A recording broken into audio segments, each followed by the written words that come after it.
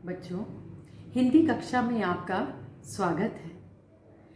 आज मैं आपको राम लक्ष्मण परशुराम संवाद के अंतर्गत द्वितीय पद पढ़ाने जा रही हूँ। मैंने आपको पहले भी बताया था कि राम लक्ष्मण परशुराम संवाद तुलसीदास जी के द्वारा रचित है और यह उनकी प्रसिद्ध महाकाव्य रामचरितमानस के बालकांड से लिया गया है। मैंने ये भी बताया था कि जब जनक जी ने यह शर्त रखी कि जो सीता स्वयंवर में शिव धनुष तोड़ देगा उसी के साथ सीता जी का विवाह होगा, और यहाँ पर प्रभु राम जी धनुष को तोड़ देते हैं। धनुष परशुराम जी को बहुत प्रिय है। जैसे उन्हें धनुष टूटने की खबर लगती है वो तुरंत ही दौड़े दौड़े चले आते हैं।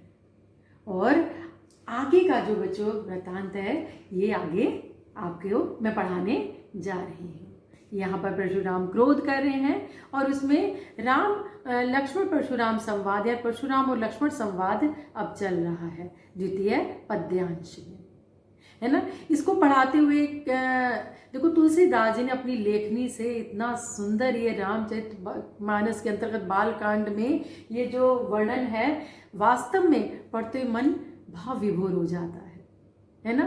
देखिए, लखन कहा हंसी हमरे जाना, सुनहु देव सब धनुष समाना, काछति लाभ जून धनु तोरे, देखा राम नयन के भोरे। आज यही चौपाई मैं आपको पढ़ाने जा रही हूँ। चलिए बच्चों पढ़ते हैं इसको। लखन कहा हंसी हमरे जाना, सुनहु देव सब धनुष समाना, काछति लाभ जून धनु तोरे, देखा राम नयन के भोरे। लखन कहा, लखन लखन यानी लक्ष्मण, कहा कहा यानी कहा, हंसी यानी हंसते हुए।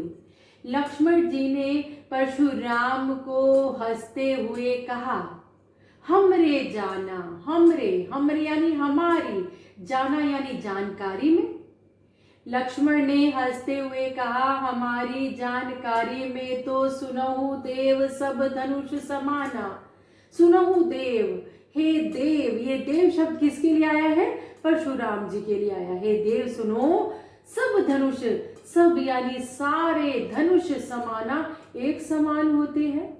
लक्ष्मण जी ने हंसते हुए कहा, हमारी जानकारी में तो हे देव सुनो, सारे धनुष एक समान होते हैं।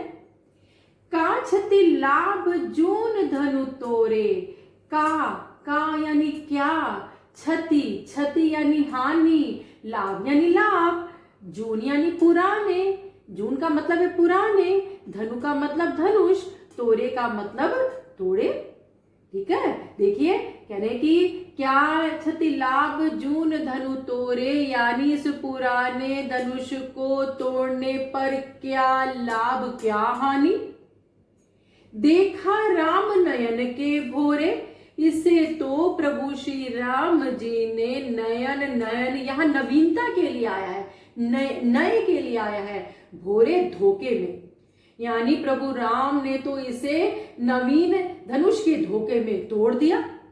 यानी इस पुराने धनुष को तोड़ने में क्या लाभ क्या हानि, ये तो प्रभु राम जी ने देखा और इसे नवीनता के धोखे में इसे तोड़ दिया। छुअत टूट रघुपत ही ना दोसु, ये तो छुअत टूट, छुअत यानी छूते ही टूट यानी टूट गया। रघुपत ही ना दोसु, इसमें तो रघुपत ही यानी श्री राम जी का तो ना दोसु, कोई दोष ही नहीं है। कौन कह रहे बच्चों? ये लक्ष्मण जी कह रहे हैं। किससे कह रहे हैं? ये परशुराम जी से कह रहे हैं। आपका ये ऐसा आ सकता है। जैसे बच्चों कैसे क्वेश्चन कैसे आ सकता है? अगर बहुविकल्पी अगर आ जाए कि लखन कहा हंसी हमरे जाना, सुनो देव, अगर ये पंक्ति आ जाती है, सुनो देव सब धनुष समाना, आपसे पूछा जा सकता है ये कथन किसका है। तो चार ऑप्शन दे दिए जाएंगे, उसमें कहा जाएगा लक्ष्मण जी का है, परशुराम जी का है, श्री राम जी का है या जनक जी का है, ऐसे करके चार ऑप्शन। लेकिन आप क्या बताएंगे? लक्ष्मण जी का है, क्योंकि ये लक्ष्मण जी ने कहा है। लक्ष्मण जी ने तो कहा हंसते हुए कि हमारी जानकारी में तो सारे धनुष एक समान है, इस पुराने धनुष को तोड़ने में क्या लाभ क्या हानि। ये तो प्रभु राम जी ने अपने इसको देखा और ये नए नवीनता के धोखे में तोड़ दिया, है ना। आगे देखो बच्चों, छुअत टूट, ये तो छूते टूट गया। इसमें तो प्रभु राम जी का तो कोई दोष ही नहीं है। मुनि बिनु काज करे कत रोसु, है मुनि बिनु काज बिना किसी काज कारण के करी कर रहे हो कत क्यों रोसु क्रोध, हे मुनि बिना कारण के क्यों क्रोध कर रहे हो। कौन कह रहे हैं ये लक्ष्मण जी कह रहे हैं। अब आगे आइए देखिए बच्चों, बोले चिते पर उसकी ओरा, रे सुट सुने सुभाव न मोरा। बोले बोले, यहाँ पर ये बोले शब्द आते ही बच्चों ये आ रहा है परशुराम जी के लिए।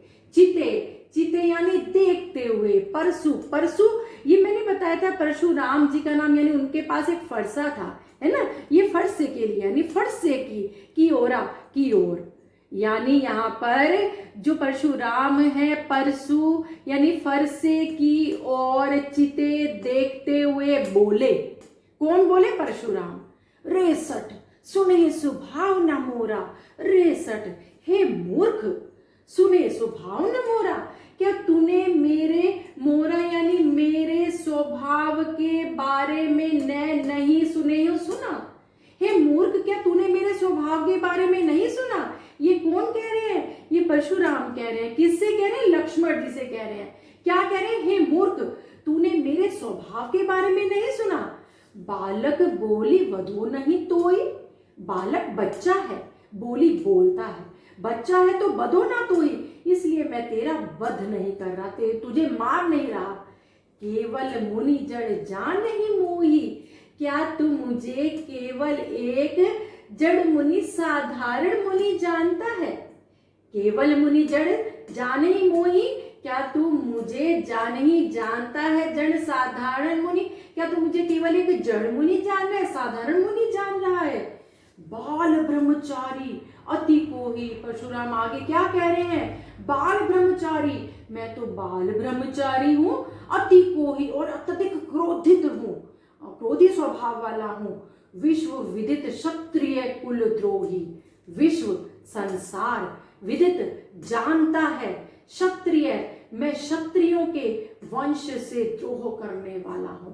यानी इन्होंने, जब मैंने आपको बताया ही था बच्चों पिछले पद्यांश में, राजा सहस्रभाहु को जब मारा तो उसके बाद इन्होंने प्रतिज्ञा ले ली कि मैं पूरी पृथ्वी को क्षत्रियों से रहित कर दूंगा। तो इन्होंने किया भी, इन्होंने पूरी पृथ्वी को क्षत्रियों से रहित कर दिया था।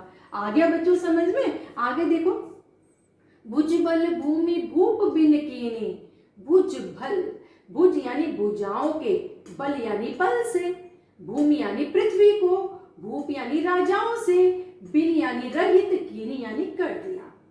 यानी मैं बाल ब्रह्मचारी हूं, अत्यधिक क्रोधी हूं, सारा संसार जानता है कि मैं क्षत्रियों के वंश से द्रोह करने वाला हूं, और मैंने अपनी भुजाओं के बल से भूमि को, पृथ्वी को, भूप बिन कीनी राजाओं से रहित कर दिया। विपुल बार महुदेवन दीनी, और मैंने विपुल यानी अनेक बार महिदेवना, महिदेवना बच्चों ये आया ब्राह्मणों को, यानी अनेकों बार, यानी पूरी पृथ्वी को राज क्षत्रियों से रहित करके वो जो पूरी पृथ्वी थी मैंने अनेकों बार ब्राह्मणों को देनी दान में दे दी।